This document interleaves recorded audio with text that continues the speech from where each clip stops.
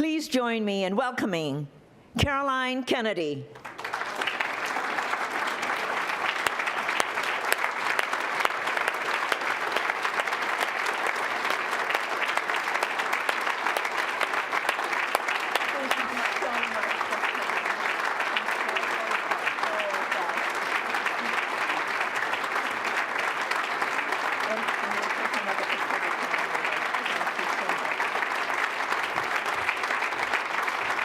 Good morning. Thank you all so much. And thank you so much for that wonderful, wonderful tribute. And thank you for the programs you've done and for inviting me to join you as we mark the 50th anniversary of President Kennedy's inauguration. On behalf of my family, I want to thank the U.S. Conference of Mayors for embracing my father's call to service, every single person in this room, and making it real in your communities. First, I would like to just say a few words about someone that we lost on Tuesday, my uncle, Sergeant Shriver. We saw him in the video. Sarge played a critical role in the campaign and in my father's administration. He embodied the ideal of public service and lived it every day in the Peace Corps, Legal Services, VISTA, Special Olympics, Head Start, and he passed that commitment on to his 5 wonderful children. All his nieces and nephews adored him. We will miss him, but we know that he will find even greater joy reunited with the love of his life, my Aunt Eunice. All my life, people have told me that my father changed their lives, and I think the video shows that that was some of you as well. People decided to give back to their community, to serve their country, because for the first time they felt that someone had asked them. President Kennedy inspired a generation that transformed America and passed that inspiration on to their children and grandchildren. And that's why 50 years later today, that inspiration and that legacy still resonates. In today's fragmented society, young people are increasingly disconnected. They're disillusioned with politics and the divisive public debate. Yet they are volunteering to serve in soup kitchens, homeless shelters, and schools in record numbers. This generation is committed to community service, but they don't necessarily believe the political process is necessary to solve our common problems. And that's why your example is so important. In cities across this country, change is being made, and you're at the forefront of that change. Young Americans need examples of people who share President Kennedy's belief, and that was my uncle's had as well, that politics is a noble profession, and he put that belief into action every day. We hope this anniversary will be a chance for today's younger generation to discover the satisfaction of citizen engagement, the rewards of public service, and the joy that comes with making the world a better place.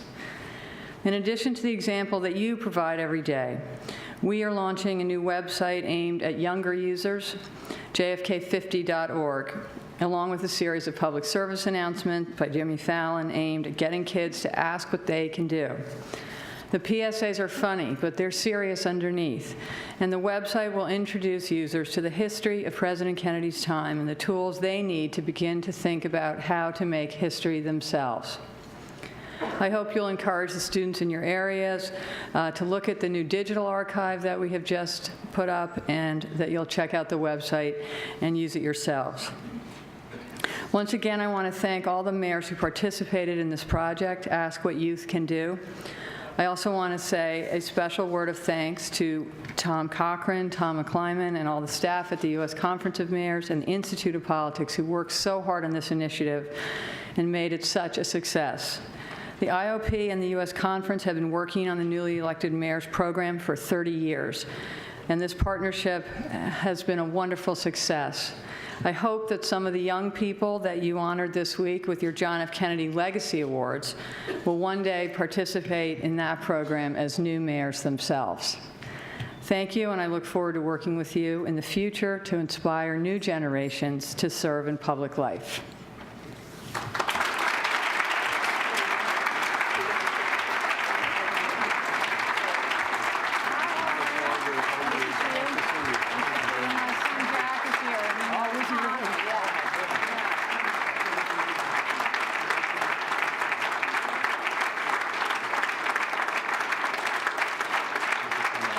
Lauren Cook. Caroline, thank you so much for being with us today. Our breakfast continues, and now back to our chair for the arts, and Mayor Mitch Landrieu. Thank you. Caroline, thank you so much for those incredible remarks. What an unbelievable morning. You know, as we listen to some of the award winners speak about the value of art and its integration into the lifeblood of America, one of our recipients, the mayor, said it's support for the arts is good for your politics. Governor Richard said it's good for your pocketbook, and Anna said it's good for your soul. So what's not to like about it? In the South, we would say amen. Amen. And I was watching that video, and I saw the mayor talk about when you walk into houses, and most of the houses in the South right now, if you walk in, you will see a crucifix, and then you will see a picture of Martin and Bobby and John. And it continues to inspire. And just make this one last editorial comment about President Kennedy's comments, Tom, to the mayors in Honolulu on the issue of race relations. And many people think that we're in a post-racial society. We're not. And I'm here to tell you that that is unfinished business for the country, and that as it relates to race, my personal feeling about it is you can't go over it, you can't go under it, you can't go around it, you have to go through it.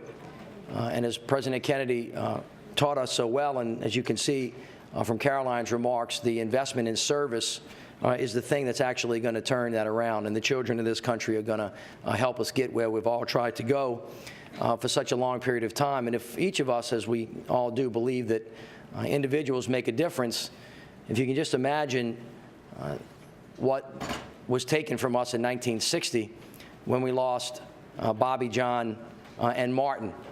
Within a very short period of time, you can imagine what the world could have been had they stayed with us, and of course that legacy calls us all to do more. And so with that, I'd like to call up a gentleman who I have had tremendous respect for, who's going to present the last award, saving the best for last, Mayor Nutter. Rocco Landesman is a superstar. For those of you that have not had a great joy of getting to know this gentleman, he came to the Obama administration through the private sector, someone who made his bones really working in the industry in New York, and was one of the great producers, had a great sense of the convergence of art, politics, governance, and business, and has been a force in on the streets of Washington, D.C., making his rounds not just to the art venues, but he has made his presence known to each cabinet secretary and has helped them understand why art is such an important part of everything that we do. And I know that he'll talk about this a bit, so I won't steal his thunder, but he basically has told them, and I believe they now understand, that everything that we do in every form of government has to understand culture and art and how it fits into the lifeblood of what America really is. It is the blood that flows through all of the different issues that we deal with. So please help me welcome our great chairman, Rocco Landesman.